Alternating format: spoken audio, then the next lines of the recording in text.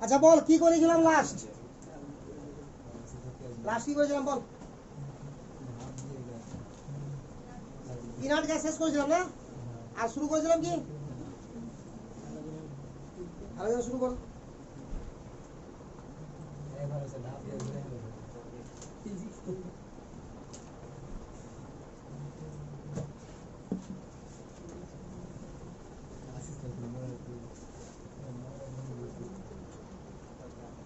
শুরু কর তাহলে কথা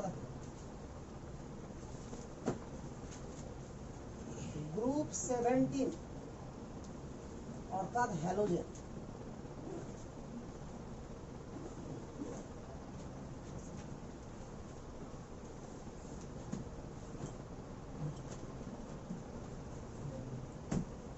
ফ্লুরিন ক্লোরিন ব্রোমিন আয়োডিন আর অ্যাস্টাটাইন বল অ্যাটমিক নাম্বার বল 9 17 35 বল 53 8 না 32 85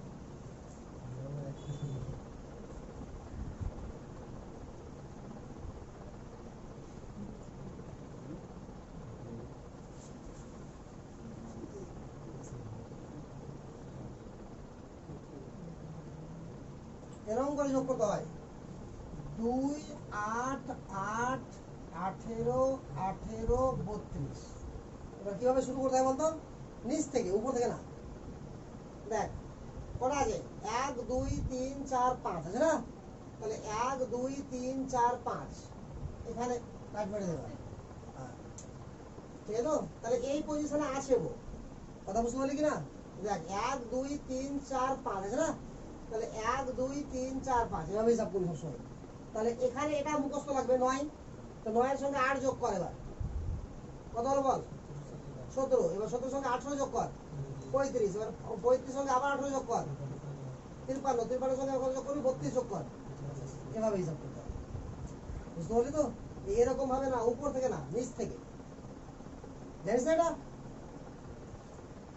এইভাবে সবসময় এটা এর আগে লাইন লিখে দিবি 2 8 8 18 18 32 আর হিসাব করবি নিচ থেকে বুঝতে পারলি তো এখান থেকে 1 2 3 4 5 1 2 3 4 5 আচ্ছা তো তাহলে এটা বাদ মানে এটা মানে এটা 5 5 মিলে গেল ওখানে গিয়ে তাহলে এবার দেখ এখানে 9 আছে এবার কত আছে তো 8 8 যোগ করব তারপর কত আছে বল 18 যোগ করব তারপরে 18 যোগ করব তারপর লাস্টে 32 যোগ করব এইভাবে অ্যাটমিক নাম্বার সবার পেয়ে যাবে চল আগে তো প্রথম থেকে দেখ আগে 1 নম্বর পয়েন্ট কর general electronic configuration general electronic configuration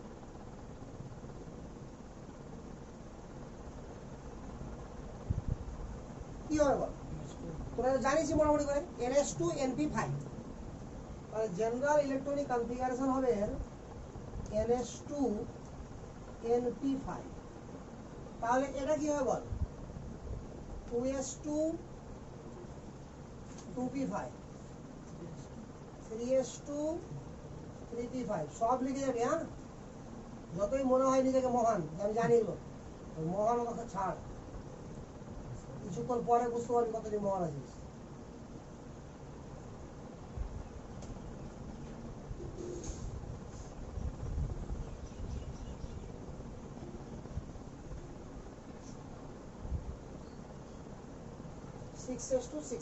বাস তো এইভাবে লিখবি কি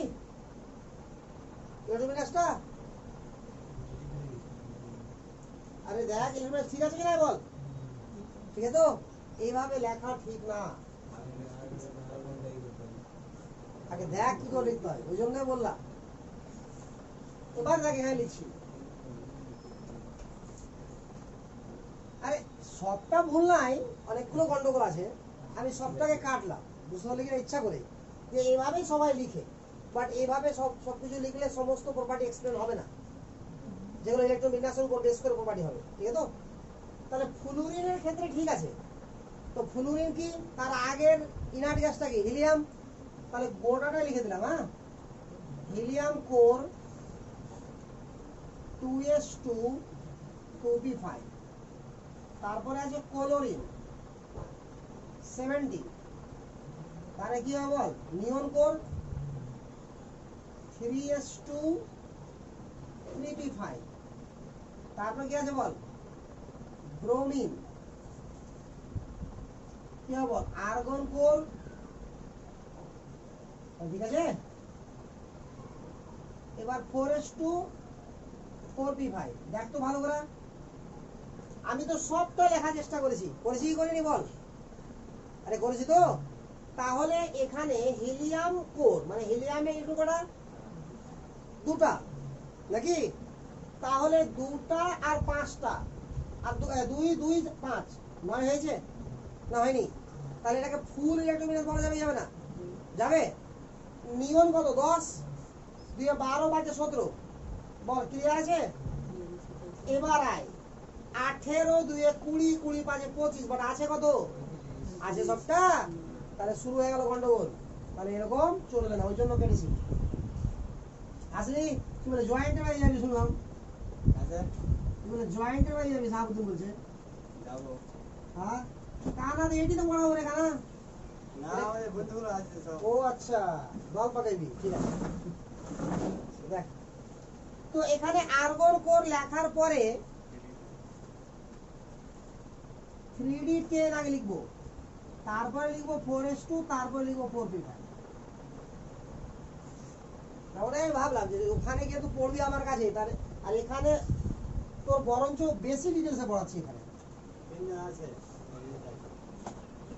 আচ্ছা এটা বুঝতে পারলি এবার, দেখ 35 হয়েছে। এবার কি আছে বল, আয়োডিন। তাহলে আয়োডিন কি লিখবি বল আমাকে, ক্রিপ্টন কোর লিখবি এখানে, 36 হয়ে গেল। তারপরে 4d10, তারপরে বল 5s2 5p5। দেখ তো মিলেছে কি মিলেনি, 36 46 48 5 53। এবার চলো এক্সট্রা টাইম, এটা করতাম না বাট করছি, ইচ্ছা আছে ওই জন্য, মানে ইলেকট্রনিক কনফিগারেশনটাকে দেখানোর জন্য। এখানে কি হবে, জেনন হবে কিনা বল, 54। এবার তাহলে কি হওয়া উচিত, দেখ হাইব্রিডেন হওয়া উচিত কিনা বল, আরে হওয়া উচিত তো। তারপরে 6s2 6p5 যোগ করে দেখ মিলবে না, হ্যাঁ কতটা হয়েছে বল, মিলেছে কি। তাহলে এখানে আমাকে কি লিখতে হবে, 4f14। তাহলে এটা রং।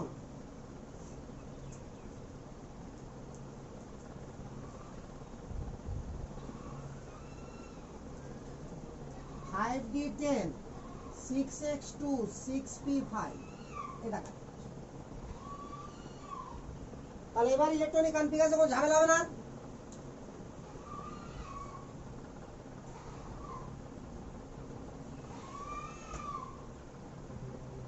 লাইট আছে, হ্যাঁ। তাহলে general electronic configuration, second point কর পারমিজেবল ভ্যালেন্সি বা পারমিজেবল কোভ্যালেন্সি। পারমিজেবল কোভ্যালেন্সি লিখে দে,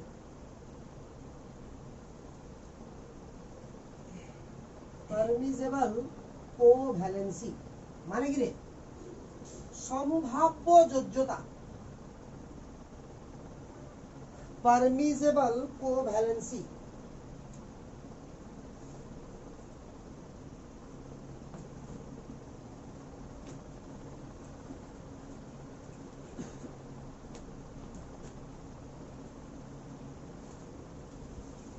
সম্ভাব্য যোজ্যতা, ঠিক আছে। জিনিসটা কিরকম দেখা যায়, যে কার সম্ভাব্য যোজ্যতা কত হবে। ফ্লুরিন থেকে শুরু কর, বল ফ্লুরিন কত হবে বল, লাস্টের কখনো বললে হবে 2s2 2p5। হুন্ডের রুলস অনুযায়ী চলে যা এটাকে। তাহলে আউটার সেলে বিজোড় কটা আছে বল, আচ্ছা মানে এইভাবে কর এনার্জি লেভেল অনুযায়ী। হ্যাঁ, তাহলে 2s তারই তো মানে সাজে লিখলাম না 2p বল 2d হয় কি 2d হয় না। তাহলে আনপেয়ার্ড ইলেকট্রন কটা আছে বল একটা, তাহলে ভ্যালেন্সি কত হবে 1। তাহলে valency in ground state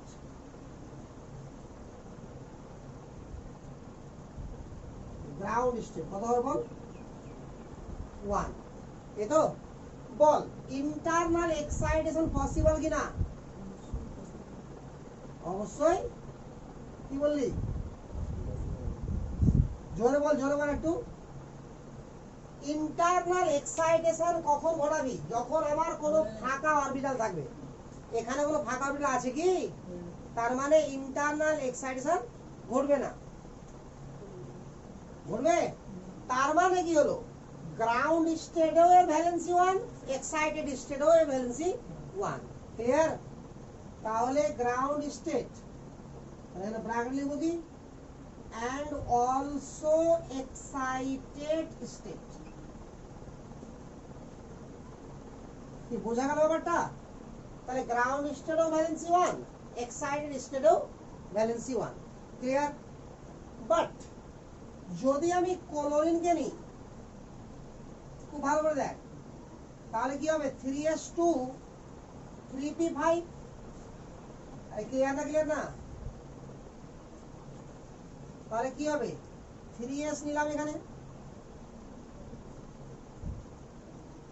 3p নিলাম, বল 3d আছে কি নাই? তাহলে 3d ফুললি ভ্যাকান্ট পড়ে আছে। তাহলে গ্রাউন্ড স্টেটে কত আছে আমার ভ্যালেন্সি 1। এবার বলে ইন্টারনাল এক্সাইটেশন ঘটবে কি ঘটবে না? ঘটবে। তাহলে ভ্যালেন্সি ইন গ্রাউন্ড স্টেট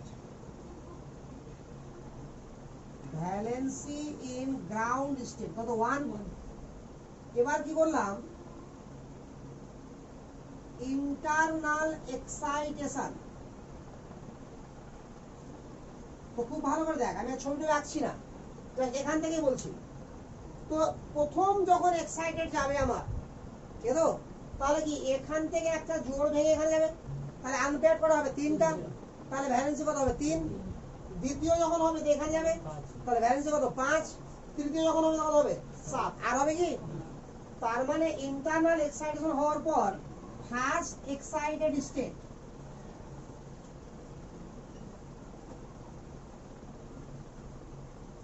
কত হবে ভ্যালেন্সি বল 3। সেকেন্ড এক্সাইটেড স্টেটে ভ্যালেন্সি কত হবে 5।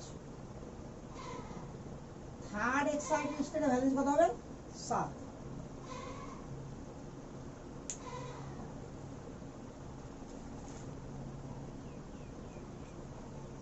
হয়েছে? বুঝতে পারিস না পারিস বল? আরে ক্লিয়ার না? 3 নম্বর পয়েন্ট কর অক্সিডেশন স্টেট। 3 নম্বর পয়েন্ট কর অক্সিডেশন স্টেট।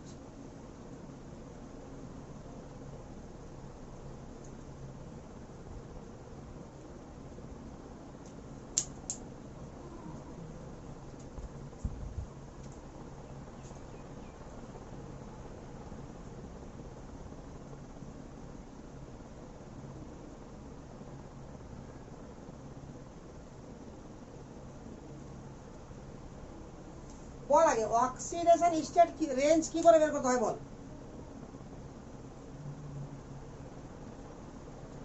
বল একটা যে কোনো এলিমেন্টের অক্সিডেশন স্টেট কোথা থেকে কোথা পর্যন্ত ব্যালেন্স করবে, মানে ভ্যারি করবে, কি করে বলবি জানিস কি?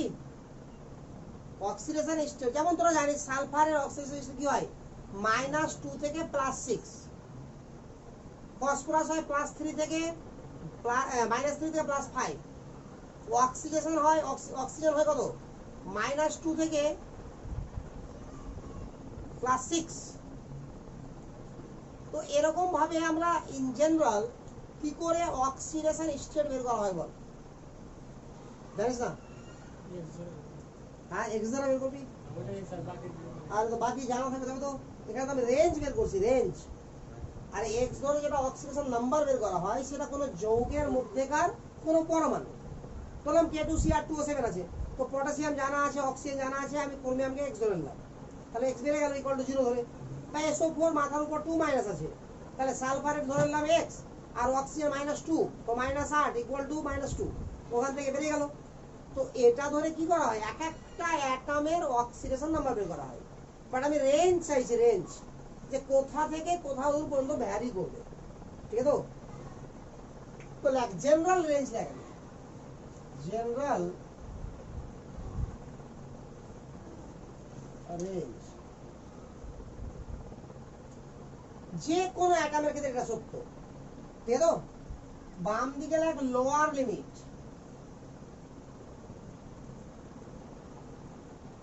আর ডান দিকে লেখ হায়ার লিমিট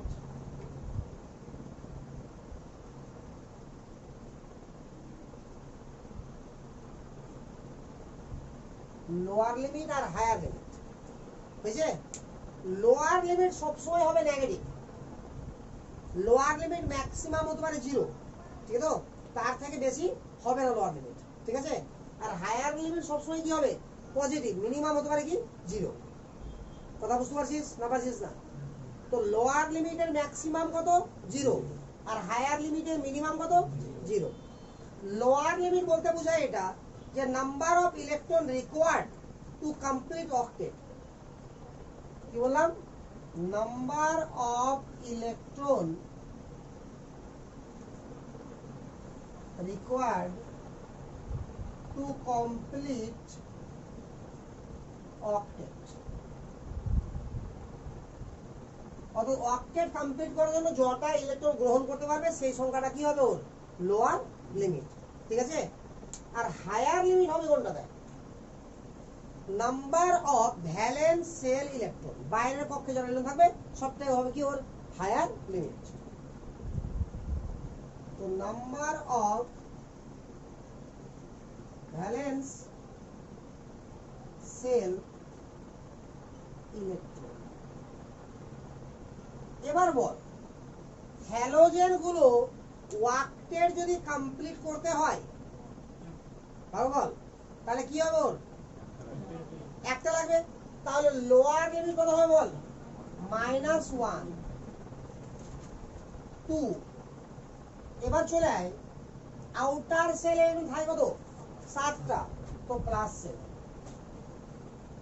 এই হচ্ছে ওর লিমিট কি বোঝা গেল ব্যাপারটা এবার না বোঝা গেল না ক্লিয়ার না এবার এদের ক্ষেত্রে আমার কি কি পারমিজেবল হবে দেখ -1 পাবো 0 পাবো +1 পাবো +3 পাবো +5 পাবো এন্ড +7 পাবো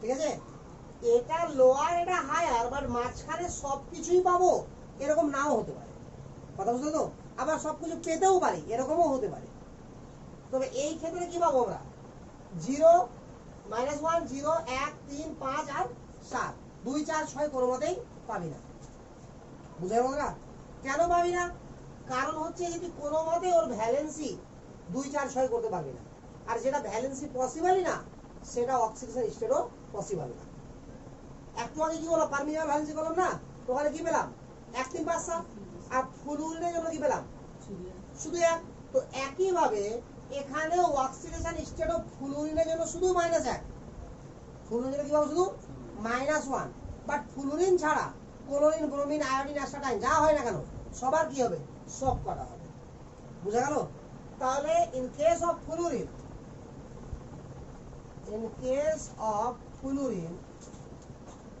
-1 is only oxidation state OS লিখে দিলাম হ্যাঁ oxidation state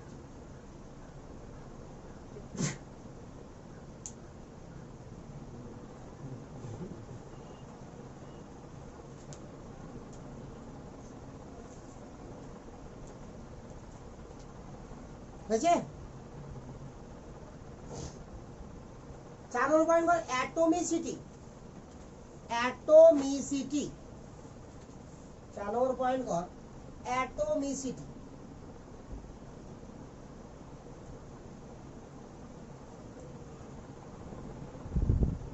অ্যাটমিসিটি মানে কি এর আগেও বলেছি, আরে ইনার্ট গ্যাসে করেছিলাম না, অ্যাটমিসিটি করেছিল 1।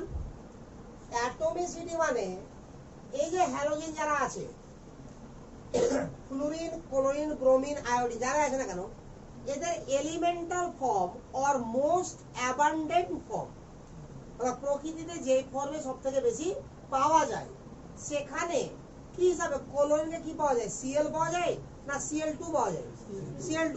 তাহলে কতগুলো অ্যাটম একসঙ্গে যুক্ত আছে, 2। তাহলে 2 হলো ওর অ্যাটমিসিটি। কথা বুঝলি তো? তাহলে elemental form or most abundant form, এই অবস্থাতে যটা অ্যাটম থাকবে আমার, সেই সংখ্যাটা কি ওর অ্যাটমিসিটি। তাহলে হ্যালোজেন গুলোর অ্যাটমিসিটি কত? ক্লিয়ার না? ক্লিয়ার না?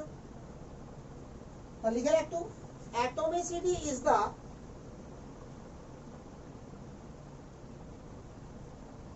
number of atom in their elemental form, number of atom present in their elemental form or most abundant form, in their elemental form or most abundant form, most abundant form, অর্থাৎ যে ফর্মে প্রকৃতিতে সব থেকে বেশি পাওয়া যায়, ঠিক তো? তো লিখে নেবার নিচে, therefore atomicity of halogen equal to 2।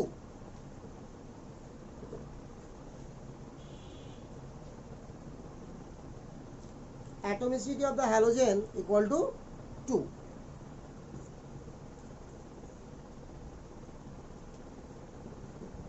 বল ক্লিয়ার না? ক্লিয়ার না? ওখানে যখন 2 লিখলি তখন ব্র্যাকেটে লিখলে F2, Cl2, Br2, I2, তা ওইভাবে তো পাওয়া যায়। ওই জন্য 2 হলো। F2 মানে দুটো F আছে, Cl2 মানে দুটো Cl আছে, বলে আমরা কি বলছি ওকে? তাহলে হ্যালোজেনের সঙ্গে রিঅ্যাকশন, যে কারো রিঅ্যাকশন যখন বলবো আমরা, তাহলে সবসময় কি লিখতে হবে? অ্যাবান্ডেন্ট ফর্ম, অর্থাৎ এলিমেন্টাল ফর্ম, যেভাবে পাওয়া যায় ওকে। তাহলে কখনো ফ্লুরিনের সঙ্গে রিঅ্যাকশন, তাহলে শুধু F লিখতে হবে না, কখনো কি লিখতে হবে? F2। ক্লোরিনের সঙ্গে রিঅ্যাকশন Cl, ঠিক আছে? ওই জন্য বানান করে যদি ক্লোরিন লেখা থাকে, এর মানে কি বোঝানো হয়? Cl2 বোঝানো হয়, Cl বোঝানো হয় না। বুঝলো তো? এই জায়গাগুলো ক্লিয়ার হয়ে যাচ্ছে। যেমন বোরন, বোরনকে ম্যাক্সিমাম পাওয়া যায় কিভাবে? B12 আকারে। হ্যাঁ, B12। তাহলে বোরনের এলিমেন্টাল ফর্মে আমার কি পাবো? B12। তাহলে অ্যাটমিসিটি কত? 12। বুঝলো তো? এই হচ্ছে কন্ডিশনটা। তবে বোরনকে দুটো ফর্মেই পাওয়া যায়, বাট রিঅ্যাকশন করার ক্ষেত্রে আমরা শুধু বি লিখি। কি লিখি বল? বি লিখি। তো তবুও কিন্তু মোস্ট অ্যাবান্ডেন্ট ফর্ম পার্সেন্টেজ হিসাবে দেখা গেছে যে B12 কে বেশি পাওয়া যাচ্ছে। তো ছাড়, ওটা একটা এক্সেপশনের কাহিনী আসবে একটু। চল 5 নম্বর এক, তাহলে কালার। কালার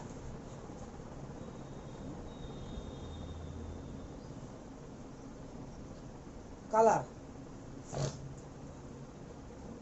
লিখেছিস? বল জানা আছে কার কালার কোনটা রে? ফ্লুরিন, ক্লোরিন তো জানিস সবাই, ব্রোমিন, আয়োডিন। বল ফ্লুরিনের কালার কি? ফ্লুরিন জানিস না, পেল ইয়েলো। ব্রোমিন কি বল? ক্লোরিন কি?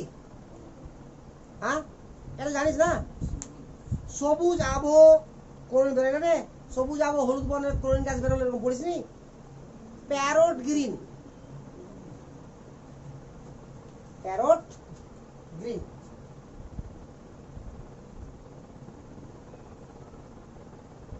Parrot green. ব্রোমিন কেমন বল?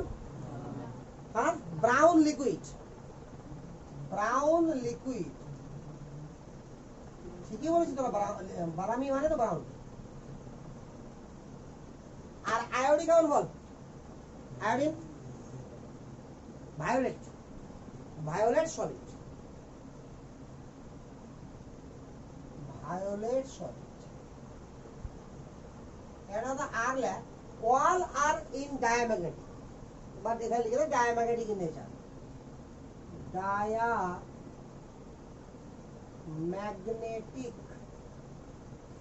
in nature. Diamagnetic in nature.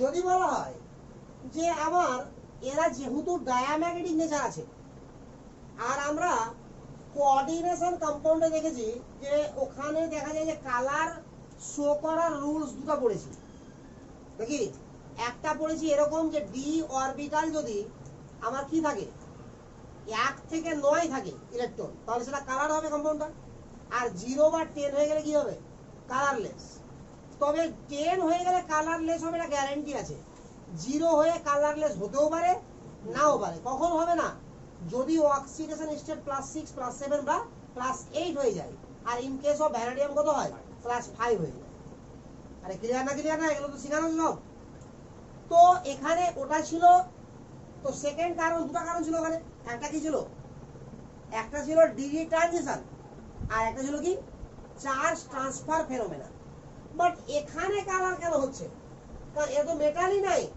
যে চার্জ ট্রান্সফার ঘটবে এখানে ঘটবে কি চার্জ ট্রান্সফার ঘটবে এখানে কারণ এখানে যে কম্পাউন্ড তো না এটা মানে কম্পাউন্ড অবশ্যই বাট এটাকে কোন কম্পাউন্ড বলা হয় মৌলিক অণু বলা হয় এটাকে নাকি মানে এখানে কে বেশি ইলেকট্রোনেগেটিভ কে কম ইলেকট্রোনেগেটিভ আছে কেউ তো কেউ ইলেকট্রন গ্রহণ বা বর্জন করার কোনো যুক্তি আছে দুটাই ফ্লোরিন দুটাই ক্লোরিন দুটাই ব্রোমিন দুটাই আয়োডিন তাহলে এদের কালার কি করে আমি এক্সপ্লেন করব কালার এটাই হবে এটাই হবে এটাই হবে এটাই হবে এটা কেউ এক্সপ্লেন করতে পারবে না বাট কালার যে হবে এটা এক্সপ্লেন করা যাবে যে এই কারণে এটা কালারলেস আর কালার এটা এক্সপ্লেন করা যাবে তো এখানে কেন কালার হবে তো এদের যে কালারের ব্যাপারটা আছে এটা ব্যাখ্যা করা যায় হোমো লুমো ট্রানজিশন দ্বারা কি বললাম হোমো লুমো ট্রানজিশন পড়েছিলাম একবার মনে পড়ছে হোমো মানে কি হাইয়েস্ট অকুপাইড মলিকুলার অরবিটাল আর লুমো মানে লোয়েস্ট আনঅকুপাইড মলিকুলার অরবিটাল ঠিক আছে তো লাইন একটা এক্সপ্লেন করে দেখে দিচ্ছি line colour of dihalogen আচ্ছা এর জিনিস এদেরকে ডাই হ্যালোজেন বলাটা বেশি যুক্তিপূর্ণ কারণ দুটো করে হ্যালোজেন আছে একসঙ্গে তো colour of dihalogen is explain color of dihalogen is explained by homo-lumo electron transition. Homo-lumo electron transition.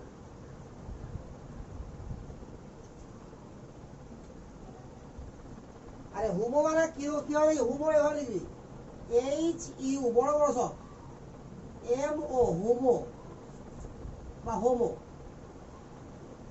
হোমোলুমো হোমোলুমো HOMO Homo আর লুমো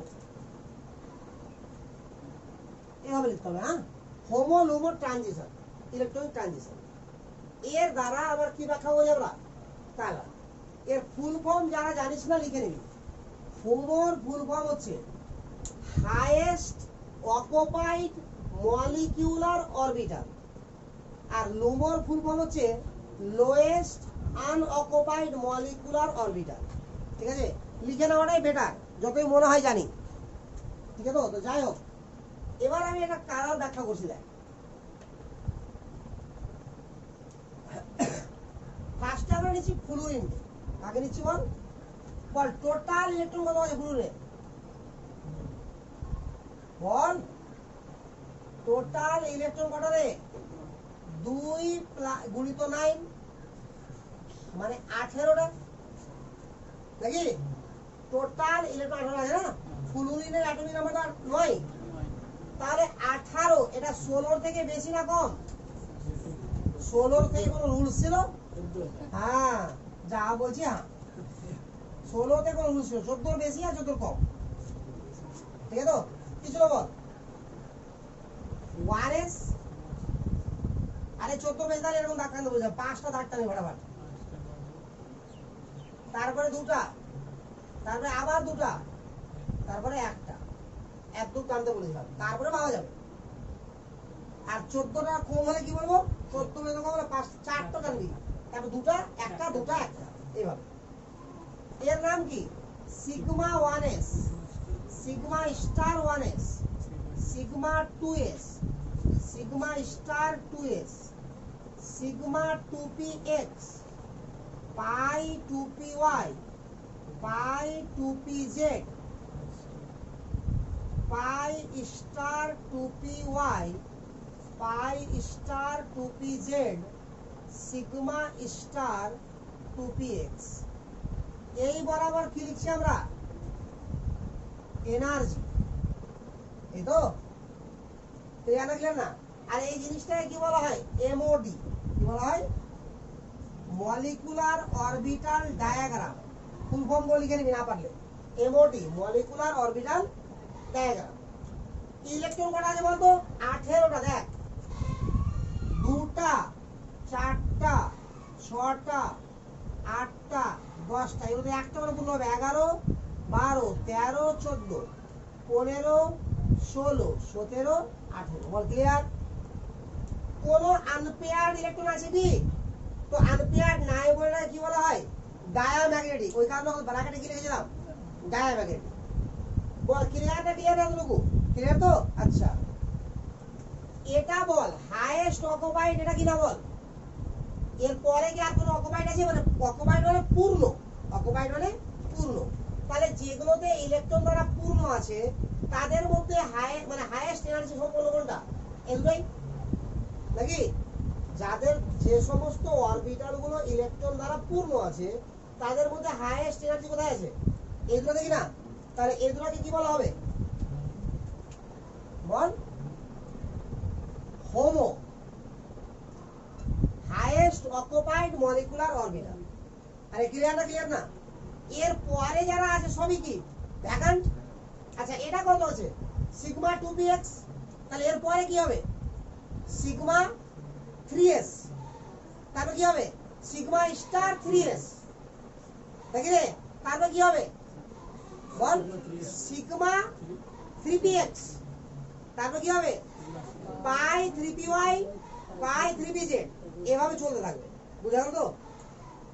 তো এটা হচ্ছে আমার লোয়েস্ট কি বল,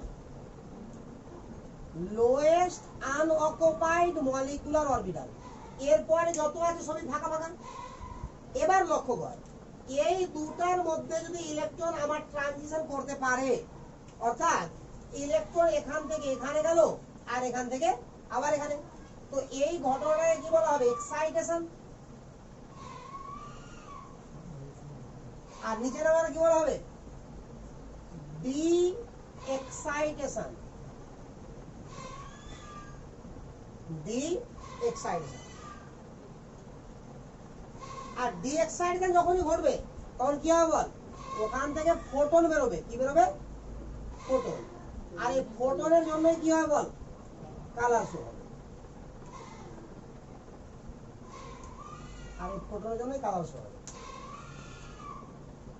সাউন্ডটা ক্লান্ত হয়ে গেল কাঁদতে কাঁদতে। হ্যাঁ, দেখ এখন কোশ্চেন হচ্ছে এটা, তো এরকম যদি ট্রানজিশন ঘটে তাহলে দুনিয়ার যে কোনো এলিমেন্ট লিখবো, কাউকে না কাউকে তো হোমোতে পাবোই, আর কাউকে না কাউকে তো লুমোতে পাবোই, নাকি? তার মানে কি সমস্ত মলিকুলই কি হবে, কালার। আরে বুঝতে পারছিস কিনা, কোশ্চেনটা তোরা করা উচিত ছিল, তোরা করছিস না, ওই জন্য আমি বলে দিলাম। এরকম ভাবে তুই যারই কর, একটা সময় তো হাইয়েস্ট পূর্ণ হবেই কেউ না কেউ, আর তার উপরে ফাঁকা থাকবে। তাহলে হোমো ট্রানজিশনের কি কিছু শর্ত নাই, শর্ত থাকা উচিত। লক্ষ্য কর এবার, এই যে স্টার আর স্টার আছে, রাজি নাই?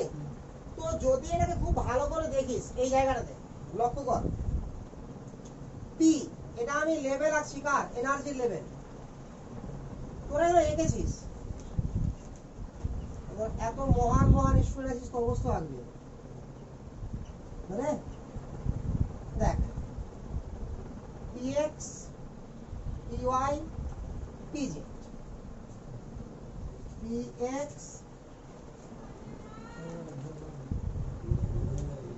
হ্যাঁ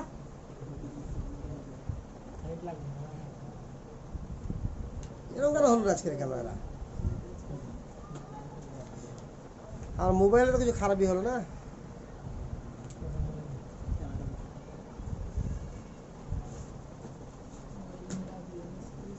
হ্যাঁ ধুলা পড়েছিল ওই জন্য, তার মানে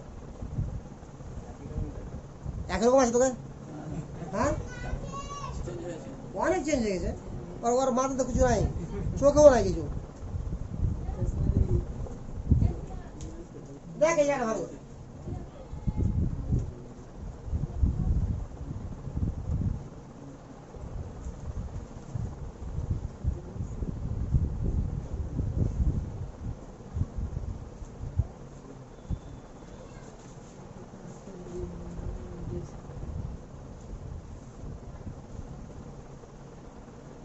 ফকেটা আছি না,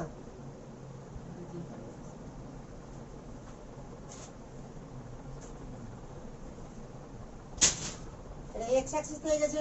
এর নাম কি হবে বল? Sigma 2px। এর নাম কি হবে বল? Sigma star 2px।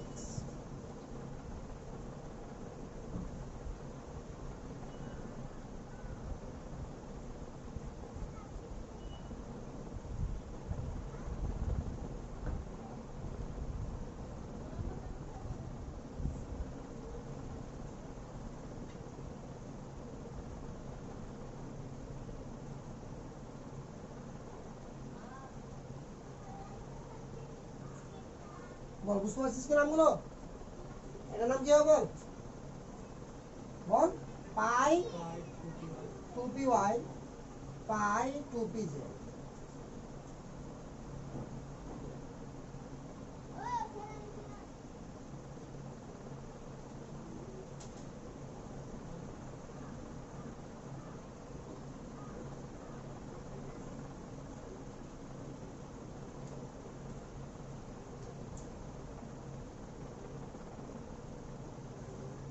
এটার নাম কি হবে বল? পাই স্টার কি হবে বল? 2py pi star 2pz। বল এতটুকু ক্লিয়ার না? ক্লিয়ার না? ক্লিয়ার তো? এবার লক্ষ্য কর, এই যে এটা বরাবর এনার্জি লেভেল আছে, এটা বরাবর আছে তো? এবার দেখ আগে থেকে যা এনার্জি ছিল তার থেকে এনার্জি কমে গেলে বন্ডিং হবে। ওটাকে কি বলা হয়? Bonding molecular orbital. আর উপরেগুলো কি বলা হয়? Anti bonding molecular orbital. তো ইলেকট্রন বন্ডিং থেকে অ্যান্টি বন্ডিং এ যেতে পারবে কি? পারবে না, কারণ গ্যাপ অনেক বেশি। অ্যান্টি বন্ডিং থেকে অ্যান্টি বন্ডিং ইজিলি পারবে, বন্ডিং থেকে বন্ডিং ইজিলি পারবে। তবে অ্যান্টি বন্ডিং থেকেও বন্ডিং যেতে পারবে যদি সেটা পর পর হয়। কিরকম পর পর হয়? এটা কত আছে বল? Sigma star 2px। তাহলে এরপরে কি আছে বল? Sigma sigma 3s। তাহলে ওই দুটোর মধ্যে এনার্জি গ্যাপ কম থাকবে, তাহলে ওই দুটোর মধ্যে কি হবে? ট্রানজিশন ঘটতে পারবে। বোঝা গেল এবার? তাহলে ট্রানজিশন এদের মধ্যে ঘটবে, এর নিচের সঙ্গে এটা ঘটে যাবে। অর্থাৎ পর পর ঘটবে, তবে পর পর এরকম হলে ঘটবে না যে একটা বন্ডিং একটা অ্যান্টি বন্ডিং। কথা বোঝা গেল? তো লক্ষ্য কর এবার, যেটা হোমো সেটা কি অ্যান্টি বন্ডিং, আর লুমো সেটাও অ্যান্টি বন্ডিং। পর পর অ্যান্টি বন্ডিং আছে কিনা বল? আরে আছে তো। এই কারণে কি হবে? এই কারণে ট্রানজিশন ঘটবে। এবার লক্ষ্য কর, যদি এটা না করে এটা কত আছে বল?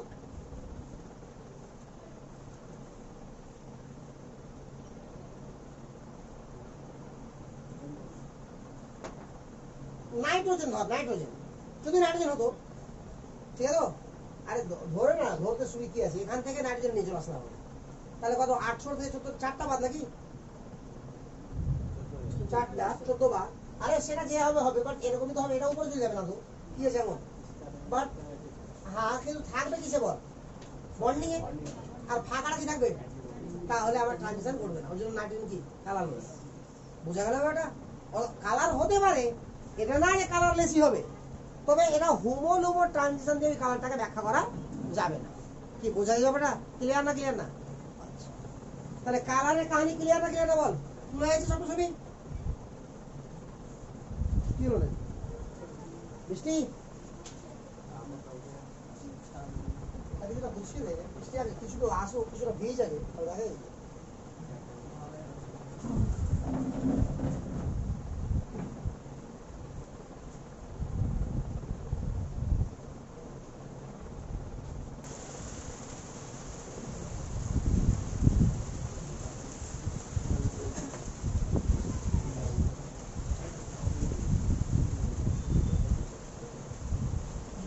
পয়েন্ট কর ইলেকট্রোনেগেটিভিটি।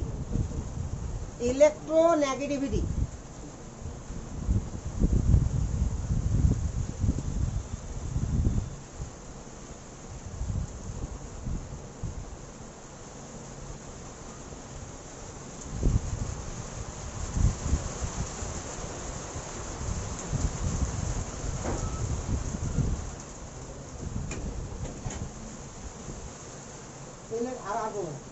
ইলেকট্রোনেগেটিভিটি।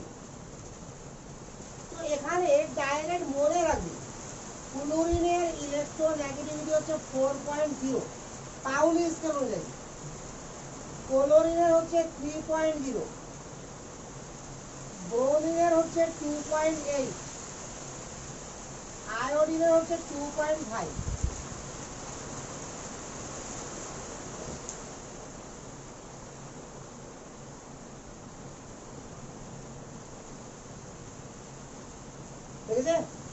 এবার পয়েন্ট কর ইলেকট্রন অ্যাফিনিটি और electron gain enthalpy.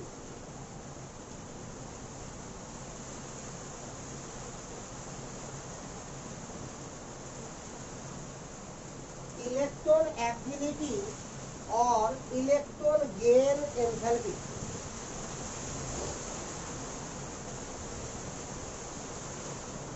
Electron affinity और इलेक्ट्रॉन गेन एंथैल्पी কাকে বলা হয়? তার আগে এটাও বলা হয় হলো না, ইলেকট্রোনেগেটিভিটি কাকে বলা হয়? ইলেকট্রোনেগেটিভিটি হচ্ছে একটা ধর্ম বা প্রপার্টি, অ্যাটমের একটা প্রপার্টি। জাস্ট কিরকম প্রপার্টি? যে ক্ষমতার জন্য অ্যাটম কি করে, কোন যৌগের মধ্যে যখন থাকে সমযোজী বন্ধন দ্বারা আবদ্ধ, তখন কি করে সমযোজী বন্ধন করে ইলেকট্রনটাকে নিজে থেকে টানে। যে ক্ষমতা দ্বারা টানবে তাকে কি বলা হবে? ইলেকট্রোনেগেটিভিটি। আরে ক্লিয়ার না ক্লিয়ার না? আর এর জন্য কি তৈরি হয়? পোলারিটি তৈরি হয়। আমার আওয়াজ থেকে বৃষ্টি আওয়াজ শুরু হয়ে গেল।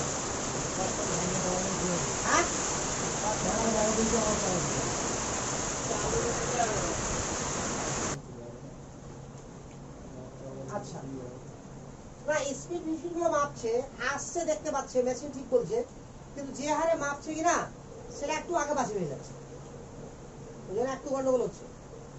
তাহলে ইলেকট্রোনেগেটিভিটি কাহিনী ক্লিয়ার? इलेक्ट्रॉन एफिनिटी और इलेक्ट्रॉन गेन एंथैल्पी लिखिस। इलेक्ट्रॉन एफिनिटी और इलेक्ट्रॉन गेन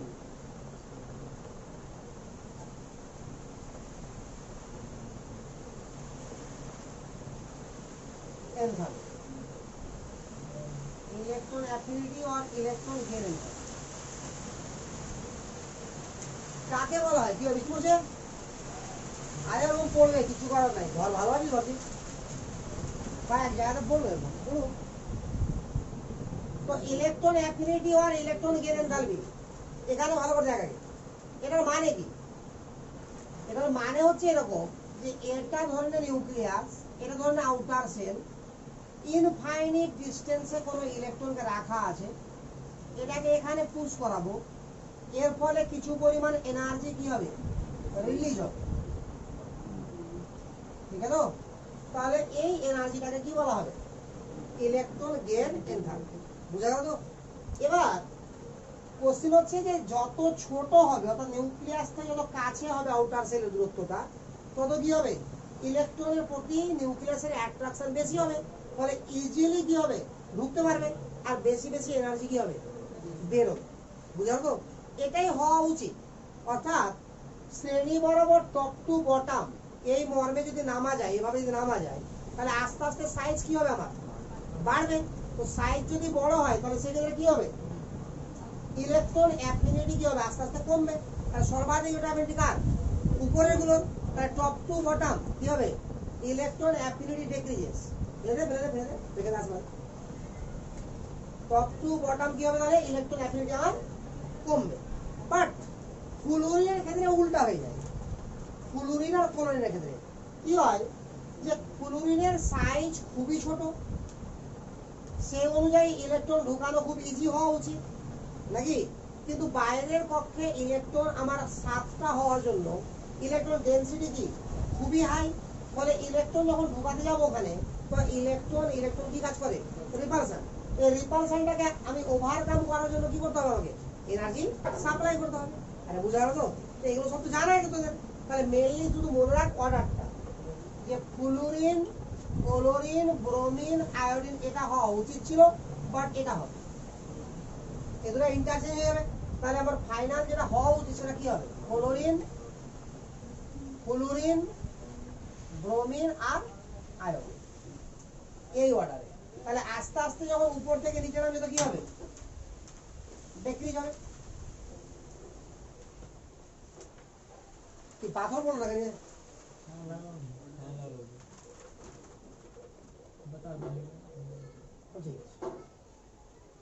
তাহলে ইলেকট্রন অ্যাফিনিটি কাহিনী বুঝা গেল?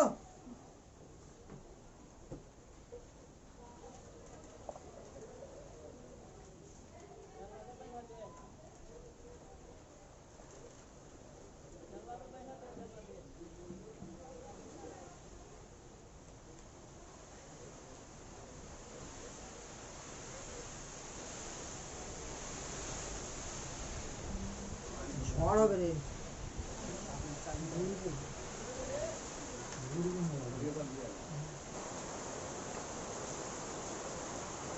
তাহলে ইলেকট্রন অ্যাফিনিটি সবথেকে বেশি কার, ক্লোরিন, তারপরে ফ্লুরিন, তারপরে ব্রোমিন, তারপরে আয়োডিন। এবার লেখ standard reduction potential. Standard reduction potential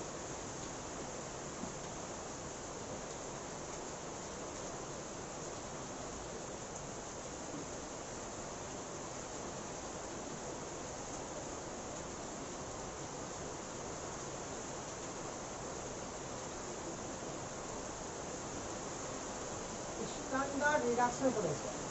reduction potential মানে কিরকম, রিডাকশন ঘটবে, তো অর্থাৎ হ্যালোজেন কনভার্ট হবে কিসে বল, 2x মাইনাস, এটাকে লেখা হবে এরকম, E নট x2 কনভার্ট হবে কিসে বল, x মাইনাস, 0 থেকে কনভার্ট হয়েছে কিসে, -1 এ। তাহলে কি অক্সিজেন নাম্বার কমে গেছে, তার মানে কি ইলেকট্রন গ্রহণ করেছে, তাহলে বিজার হয়েছে, ওই জন্য রিডাকশন পোটেনশিয়াল। ঠিক আছে, এর ভ্যালু দেওয়া থাকবে আমার একটা। তো আমরা অর্ডারটা হচ্ছে এরকম, সব থেকে বেশি হচ্ছে ফ্লুরিনের, তারপরে ক্লোরিনের, তারপরে ব্রোমিনের, আর সব থেকে কম কার, আয়োডিন। এখানে কাজটা কি দেখা, ফ্লুরিনের রিডাকশন পোটেনশিয়াল বাকিদের থেকে কি বেশি, তাহলে ফ্লুরিন কি হবে, ইজিলি রিডিউস হবে। কিরকম ভাবে রিডিউস হবে, দেখ আমি ফ্লুরিনকে নিলাম F2 কে, আর এখানে নিলাম KCl, তো দেখ Cl কি আছে, এখানে -1 আছে, আর ফ্লুরিন কি আছে, 0 আছে। তাহলে উৎপন্ন হবে Kf প্লাস Cl2। ব্যালেন্স করিনি আমি, ব্যালেন্স করতে হবে। তো দেখ ফ্লুরিন 0 থেকে -1 হয়েছে কিনা, তার ফ্লুরিন রিডাকশন হয়েছে, বাট Cl2 আর Kf যদি দেওয়া হয়, তাহলে KCl প্লাস F2 এই রিঅ্যাকশনটা হবে না। অর্থাৎ যার রিডাকশন পোটেনশিয়াল বেশি সে কি করবে বল, সল্ট থেকে অন্য হ্যালোজেনকে রিডিউস করতে পারবে। তাহলে ফ্লুরিন কাকে পারবে, সবাইকে পারবে। ক্লোরিন কাকে পারবে, ব্রোমিন আর আয়োডিনকে। আর ব্রোমিন কাকে পাবে? শুধু আয়োডিনকে। আর আয়োডিন কোনো হ্যালোজেনকেই পারবে না। কি বোঝা যাবে তো? সিস্টেমটা ক্লিয়ার? আরে বুঝতে পারছিস তো? পারিস নি? আচ্ছা, তাহলে বলবো কি আপার ডাইহ্যালোজেন ডিসপ্লেস, লিখে নিচে আপার ডাইহ্যালোজেন displace lower dihalogen from its salt solution, from its salt solution, from its salt solution.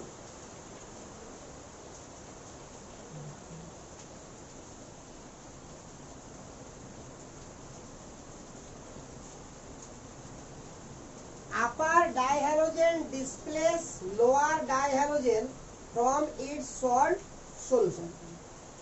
বুঝা গেল? সল্ট থেকে ডিসপ্লেস করতে পারে। কত নম্বর পয়েন্ট হলো? তাহলে 9 নাম্বার লিখে বার। 8 নম্বর হয়ে গেছে। Bond dissociation energy.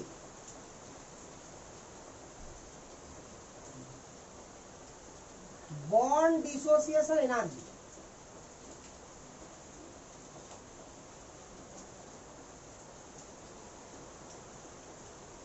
বন্ড তো নম্বর দিয়ে লিখবি, হ্যাঁ? Dissociation energy. এই বন্ড ডিসোসিয়েশন এনার্জির এখানে কয়েকটা জিনিস শিখ আগে ভালো করে। যে নরমালি কার বন্ড এনার্জি বেশি হবে? আগে জেনারেলটা শিখ, তারপরে এখানে অর্ডার শিখবো আমরা। তো জেনারেলি কার আমার বন্ড এনার্জি বেশি হবে? দুটো সমযোজী বন্ধন আমাকে দিয়ে দেওয়া আছে। আমি জানি না হ্যালোজেন ফ্যালোজেন কোনো কিচ্ছু বুঝি না, দুটো যে কোনো সমযোজী বন্ধন দেওয়া আছে, ঠিক আছে? তো কার বন্ড এনার্জি বেশি আর কার বন্ড এনার্জি কম, ক্লিয়ার তো?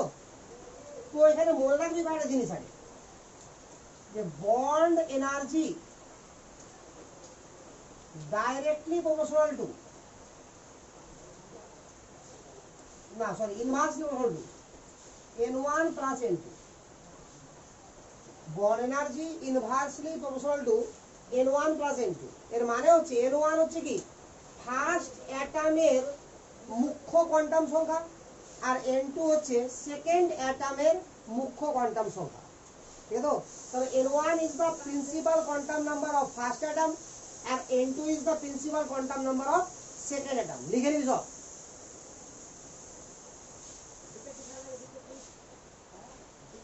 N1 is the principal quantum number of first atom and N2 is the principal quantum number of second atom.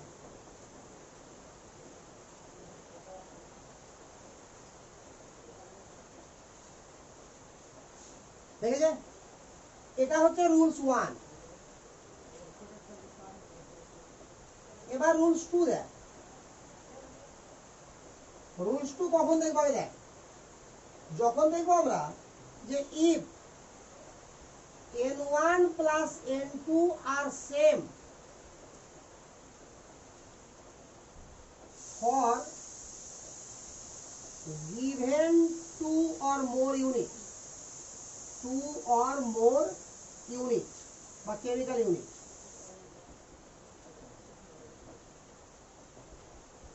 যখন দেখবো দুটো বা তার বেশি কেমিক্যাল ইউনিট দেওয়া আছে, দুটো ক্ষেত্রে কি হচ্ছে N1 plus N2 ভ্যালু কি হয়ে গেছে আমার? সেম হয়ে গেছে। হতে তো পারে না? পারে না?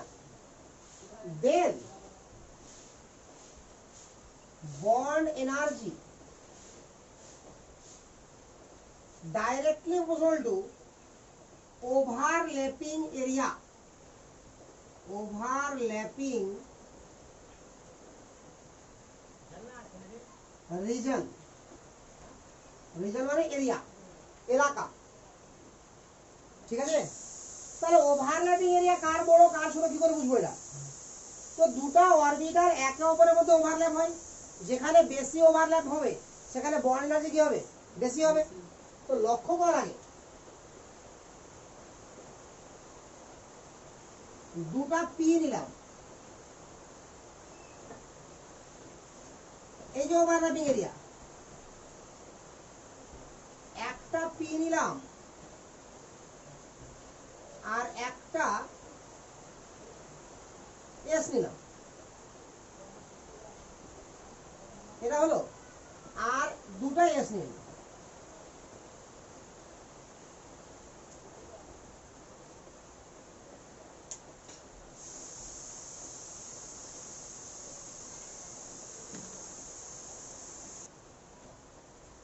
তো লক্ষ্য কর এবার যে ওভারল্যাপিং এরিয়াটা কি করে ভাববো আমরা, ঠিক আছে? এই যে দেখ এখানে নিউক্লিয়াস আছে কিনা বল, আছে তো? তো ওভারল্যাপিং হচ্ছে কেন? কারণ দুটো অপোজিট স্পিনে ইলেকট্রন ছিল, যাদের মধ্যে অ্যাট্রাকশন ছিল, যার জন্য কি হচ্ছে বল, ওভারল্যাপিং হচ্ছে। আরে ক্লিয়ার না, ক্লিয়ার না? সব জায়গাতে একই কন্ডিশন। হ্যাঁ,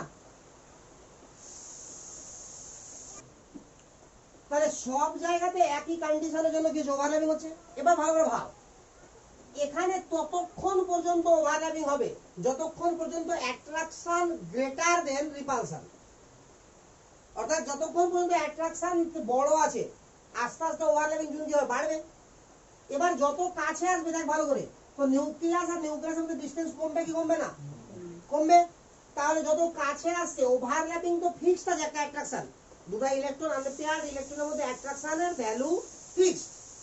বাট যত কাছে আসছে আস্তে আস্তে কি হচ্ছে, নিউক্লিয়াস দুটো কাছে আসছে, তাহলে রিপালশন কি হচ্ছে, বাড়ছে। তো বাড়তে বাড়তে বাড়তে বাড়তে একটা সময় ওভারল্যাপিং এর অ্যাট্রাকশন আর নিউক্লিয়াস নিউক্লিয়াস রিপালশন ইকুয়াল হবে কি হবে না? তো যখন ইকুয়াল হয়ে গেল অতটাই হাইয়েস্ট ওভারল্যাপ হতে পারবে, তারপরে আর ওভারল্যাপ হতে পারবে না। তো তার মানে নিউক্লিয়াস গুলো যত দূরে থাকবে তত কি বেশি পরিমাণে ওভারল্যাপ হবে। তাহলে পি আর পি এর ওভারল্যাপিং টেন্ডেন্সি কি বেশি, কার থেকে? এস আর পি থেকে। কারণ কাছাকাছি আছে নিউক্লিয়াস, দেখ ভালো করে, এখানে আর এখানে নিউক্লিয়াস আছে, তাহলে এই ডিসটেন্সটা কি আমার কম না? এই ডিসটেন্সটা আরো কম, দেখ ভালো করে। আরে ক্লিয়ার না, ক্লিয়ার না? এই ডিসটেন্সটা দেখ, তাহলে ডিসটেন্স যত বেশি হবে nucleus to nucleus overlapping area তত বেশি হবে। তাহলে এই ডিসটেন্সটাকে ধরা হলো D1, এই ডিসটেন্সটাকে ধরা হলো D2, এই ডিসটেন্সটাকে ধরা হলো D3। তো D1 greater than D2 greater than D3 নাকি? তাহলে ওভারল্যাপিং সব থেকে বেশি কোথায় হবে? পি আর পি এর মধ্যে, তারপরে এস আর পি এর মধ্যে, তারপরে এস আর এস এর মধ্যে। তবে এই রুলসটা কখন কাটবে আমার? যদি 1 নম্বর রুলস দিয়ে অ্যান্সার না হয়। বুঝা গেল কি না? এখন বোঝা যায়নি? আরে ক্লিয়ার না, ক্লিয়ার না বল আগে, ক্লিয়ার তো? আচ্ছা, এবার আমি এটাকে কম্পেয়ার করে দেখাচ্ছি তোকে যে তুই কি করে বুঝবি।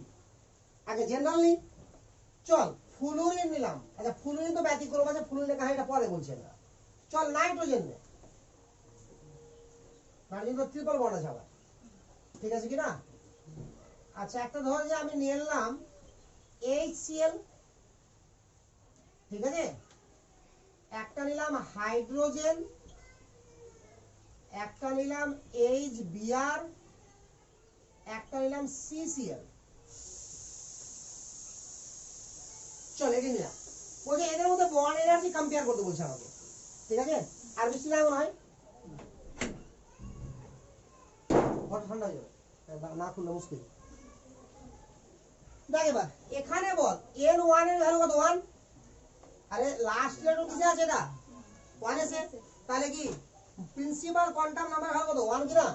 এখানে কত? 3। তাহলে N1 প্লাস N2 কত হলো? 4। এখানে বল N1 প্লাস N2 2, এখানে বল N1 প্লাস N2 5, আরে 5 তো। এখানে বল N1 প্লাস N2 4, 2 আর 3 না 5। আরে বুঝতে পারলি কি বলে না? তো বল সব থেকে বেশি বন্ড এনার্জি কার? তো এটা ধরলাম বন্ড এনার্জি E1, এটার বন্ড এনার্জি ধরা হলো E2, এটার বন্ড এনার্জি ধরা হলো E3, এটার বন্ড এনার্জি ধরা হলো E4। তো সব থেকে বড় কোনটা বল? যার N1 বা N2 ছোট নাকি? তাহলে সব থেকে বেশি হচ্ছে আমার E2 এর, তারপরে বল E1 এর। আরে হয়েছে? এবার দেখ E3 আর E4 দেখ, দুটারই N1 প্লাস N2 কত? 5। এবার বল হাইড্রোজেনের 1s আর ব্রোমিনের কত? P, এর S আর এর P, আর এর কি এরও P এরও P। তাহলে PP ওভারল্যাপিং বেশি না SS বেশি? PP বেশি। তাহলে E4টা আমার বেশি হবে কার থেকে? E3 থেকে। বল বন্ড এনার্জির কাহিনী ক্লিয়ার হলো না হলো না? হয়েছে তো? তো এই অনুযায়ী যদি ভাবা যায় তাহলে বল একটু, ফ্লুরিন, ক্লোরিন, ব্রোমিন, আয়োডিন, তাহলে আস্তে আস্তে আমার বন্ড এনার্জি কি হওয়া উচিত? ডিক্রিজ হওয়া উচিত। আরে বাড়ছে না কেন পার্সেন্টেজ ভ্যালু?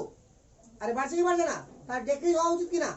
বাট প্রবলেমটা কি হয় যে ফ্লুরিনের কাছে আকার খুবই ছোট হওয়ার জন্য আর আউটার সেলে ইলেকট্রন পেয়ার 3টা করে থাকার জন্য এখানে হাইলি কি করে?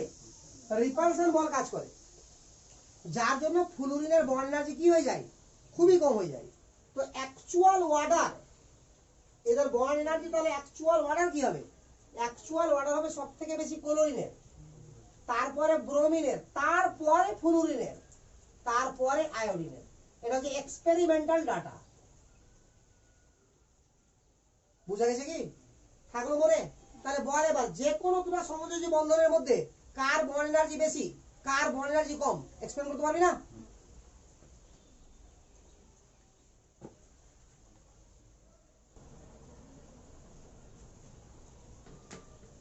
বন্ড ক্লিয়ার না? ক্লিয়ার না? তাহলে বন্ড এনার্জির কাহিনী পুরোপুরি ক্লিয়ার। তাহলে লাস্ট অফ আমরা কিন্তু এটা কিন্তু এভাবে জেনারেলি ব্যাখ্যা হচ্ছে না। কারণ কি? ফ্লুরিনের বন্ড এনার্জি বেশি হওয়া উচিত ছিল, কিন্তু রিপালশনের জন্য কি হচ্ছে? কমে যাচ্ছে। ওর এনার্জিটা কথা 3 নম্বরে চলে আসছে। বুঝতে পেরেছিস তো? এটা আমাকে ফাইনালি মনে রাখতে হবে। আর এগুলো কি জেনারেল ডাটা, জেনারেল ভাবে এক্সপ্লেন করার জন্য এগুলো লাগবে। তো তুলো হয়নি? আচ্ছা, তারপর ফাইন্ড কর acid strength of hydrocid and oxyacid. Acid strength of hydrocid and oxyacid.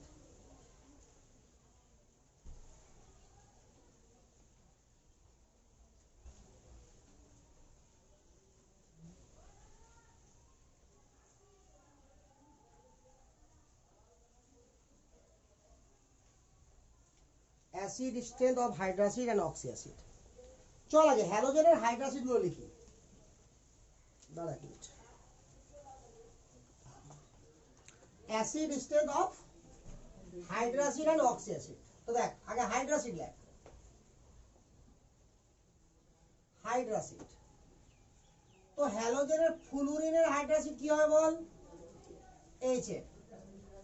ক্লোরিনের হাইড্রোসিড কি হবে বল? HCl। ব্রোমিনের হাইড্রোসিড HBr। আয়োডিনের হাইড্রোসিড HI। তাহলে এদের আমরা অ্যাসিড স্ট্রেংথ পড়বো, যে এদের মধ্যে কে বেশি অ্যাসিডিক আর কে কম অ্যাসিডিক। তো লক্ষ্য কর তো অ্যাসিড স্ট্রেংথ কিভাবে আমাদেরকে ব্যাখ্যা করতে হয়?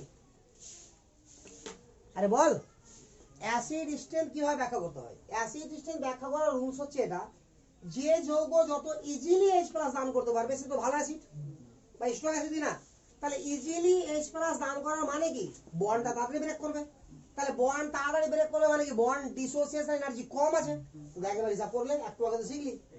তাহলে সবথেকে বন্ড এনার্জি কার কম? এই যে সবথেকে বেশি স্ট্রং অ্যাসিড। আরে বুঝা গেল?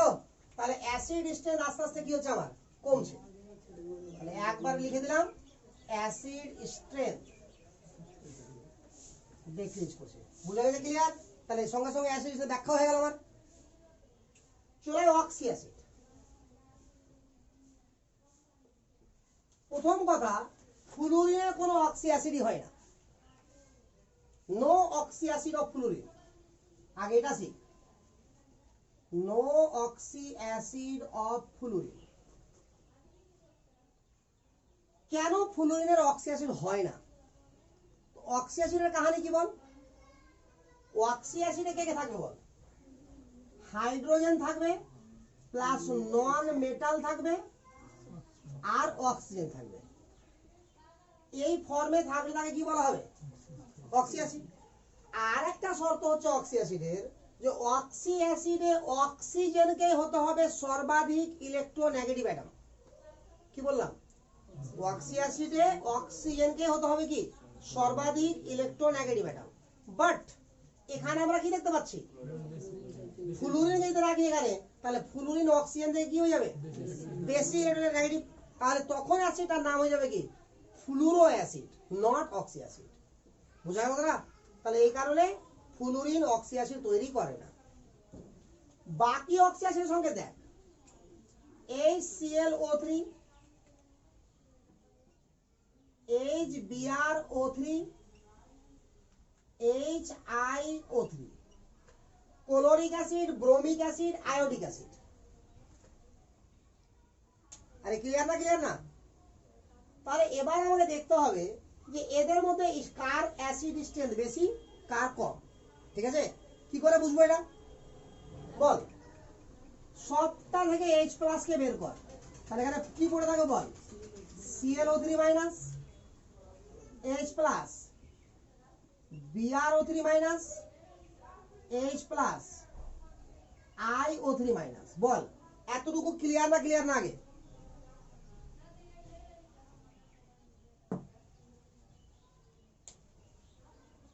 এতটুকু ক্লিয়ার তো রে? এবার এরা অ্যাসিড যদি H+ দান করে তো যেটা উৎপন্ন হবে তা কি বলা হয়? Conjugate base. তাহলে এরা সব কি কনজুগেট বেস। কনজুগেট বেসের স্টেবিলিটি যত বেশি হবে অ্যাসিড স্ট্রেংথ তত বেশি হবে। অর্থাৎ কনজুগেট বেসের স্টেবিলিটি বেশি মানে কি? বেসিক স্ট্রেংথ কম। স্টেবিলিটি বেশি মানে বেসিক স্ট্রেংথ কম। ওই জন্য বইয়ে এরকম লেখা থাকে যে স্ট্রং অ্যাসিডের কনজুগেট বেস হয় উইক। তাহলে আসলে উইকটা কেন? স্টেবিলিটি বেশির জন্য। তো এবার যদি এর গঠন দেখিস তুই তো কিরকম আছে গঠনটা বল? Cl আছে, দুদিকে দুটো O আছে আর একদিকে O মাইনাস আছে। বল রেজোনেন্স হবে কি হবে না? হবে। তাহলে প্রত্যেক জায়গাতে রেজোনেন্স হবে। আর হবে কি হবে না? তো এবার লক্ষ্য কর, এখানে আমার লোন পেয়ার বন্ড করছে, এটা বন্ড ভাঙছে, আবার বন্ড করছে, আবার বন্ড ভাঙছে। তাহলে এই বন্ডটা যত ইজিলি ফর্ম হবে তত রেজোনেন্স কি হবে? হাই, তাদের রেজোনেন্স হবে। তাহলে ক্লোরিন কত? 3 নাম্বার গ্রুপে আছে আর অক্সিজেন 2 নাম্বার গ্রুপে আছে। তাহলে জেনারেশন গ্যাপ খুবই কম। তাহলে বন্ড স্ট্রেংথ কি হবে? খুব বেশি। বাট ব্রোমিনের সঙ্গে অক্সিজেনের বন্ড স্ট্রেংথ কি হবে? কমে যাবে। আর আয়োডিনের সঙ্গে আরো কমে যাবে। তাহলে আস্তে আস্তে স্টেবিলিটি কি হচ্ছে? আমার কমে যাচ্ছে। তাহলে সবথেকে বেশি স্টেবল কে? এটা। তাহলে সবথেকে স্ট্রং অ্যাসিড কোনটা? বুঝা গেল এবার? তাহলে অ্যাসিড স্ট্রেংথ না, বুঝতে পারলেন না ব্যাপারটা? HClO3, HBrO3, HiO3।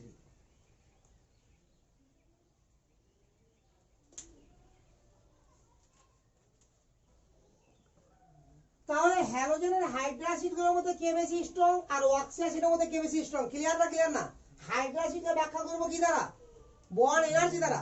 আর অক্সি অ্যাসিডকে ব্যাখ্যা করব কি দ্বারা? রেজোনেন্সের স্টেবিলিটি দ্বারা। ঠিক আছে তো? এবার কোশ্চেন হচ্ছে একটা হ্যালোজেনেরই যদি একাধিক অক্সি অ্যাসিড পেয়ে যায়, কথা বুঝতে পারলি কিনা? For example HClO4 per chloric acid, HClO3, আচ্ছা HClO5 করে নি, HClO5, HClO3, HClO4, HCl3, HClO2, HClO।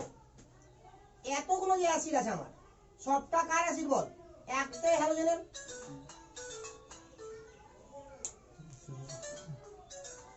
হ্যাঁ হ্যালো, হ্যাঁ বুঝে গেছি, ক্লাস হবে। প্রচুর বৃষ্টি হলে এখন একটু পরে করছি, 10 মিনিট। আর ক্লাস তো হবেই। তাহলে এদের মধ্যে কেমন আছে তো? তাহলে এদের মধ্যে কোনটার অ্যাসিড স্ট্রেংথ বেশি আর কোনটার অ্যাসিড কম, এটা কি করে বুঝবো? তাহলে দেখতে হবে এটা কার গঠন? HClO3 নাকি রে? তাহলে HClO4 হলে কেমন হবে বল? একটা অক্সিজেন আটে যাবে এখানে, কারণ ক্লোরিনের বন্ড 60টাও হয় না, হয় না? আর বেশি হয় কি? তাহলে 5 যদি হতে হয়, খুব ভালো করে দেখ, যদি 5 হতে হয় তাহলে ওই অক্সিজেনটা কোথায় লাগবে? এখানে। তাহলে এই অক্সিজেনকে রেজোনেন্স অংশগ্রহণ করবে? করবে না। তাহলে সব থেকে বাজে অ্যাসিড কোনটা? এটা। তাহলে এটা হচ্ছে 5 নাম্বার স্টেবিলিটিটা। আর সব থেকে বেশি স্টেবিলিটি কোনটা? এটা। কারণ দেখ 4 বার রেজোনেন্স হবে, দেখ ভালো করে, 4 বার হবে না? তারপর এটা কি হবে গঠনটা? 3 বার হবে রেজোনেন্স। আরে বুঝতে পারছিস না মনে হয়? Cl এবার গঠনটা হবে এটা কি না? তো দেখ এদিকে হ্যালোজেন আর এদিকে রেজোনেন্স, এটা দুদিকে পাচ্ছে, এটা তিন দিকে পাচ্ছে, তো এটা বেশি স্টেবল, তারপরে এটা, তারপরে এটা, তারপরে এটা, মানে বুঝা গেছে? তাহলে কি হবে? সব থেকে বেশি স্টেবল, তাহলে এটা অ্যাসিড স্ট্রেন্থ 1, এটা অ্যাসিড স্ট্রেন্থ 2, এটা অ্যাসিড স্ট্রেন্থ 3, এটা অ্যাসিড স্ট্রেন্থ 4, বাট এটা কত হয়ে গেল? 5। কেন 5 হলো বুঝতে পারলি তো? কারণ ওটা কনজুগেশনই নাই। একদম ক্লিয়ার না? ক্লিয়ার না?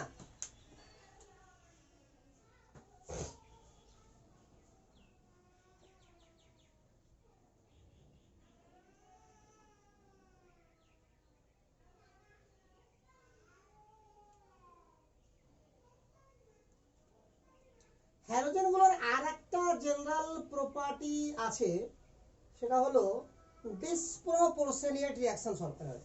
ডিসপ্রপোর্শনেট রিঅ্যাকশন, ডিসপ্রপোর্শনেশনও বলা হয়, ডিসপ্রপোর্শনেট রিঅ্যাকশনও করে। ঠিক আছে তো? যেমন জারণ বিজারণ করিস নি, মানে হ্যালোজেন জারিত হতে পারে আবার বিজারিত হতে পারে, এই ধরনের রিঅ্যাকশন কি বলা হয়? Disproportionate reaction. ঠিক আছে তো? তো ডিসপ্রপোর্শনেট রিঅ্যাকশনটাকে একটু ভালো করে ব্যাখ্যা করব। আদারওয়াইজ আমার জেনারেল প্রপার্টি শেষ। কথা বুঝা তো? তাহলে নেক্সট দিন আমি শুরু করবো হ্যালোজেনের কম্পাউন্ড, আর কম্পাউন্ডের মাঝখানে ব্যাখ্যা করে দেবো কাকে? ডিসপ্রপোর্শনেট প্রপার্টিটাকে। বুঝা গেছে? তাহলে হ্যালোজেনের জেনারেল প্রপার্টি শেষ। তো বল জেনারেল প্রপার্টি ক্লিয়ার না? ক্লিয়ার না? এবার দেখে বুঝতেই পারছিস এগুলো সবই তো হ্যালোজেনের কম্পাউন্ড নাকি? তো ইনার্ট গ্যাসের মতো এর কম্পাউন্ড 2-4টা নাই, অনেক কম্পাউন্ড আছে, তাই এটা অনেক বড় পার্ট হবে।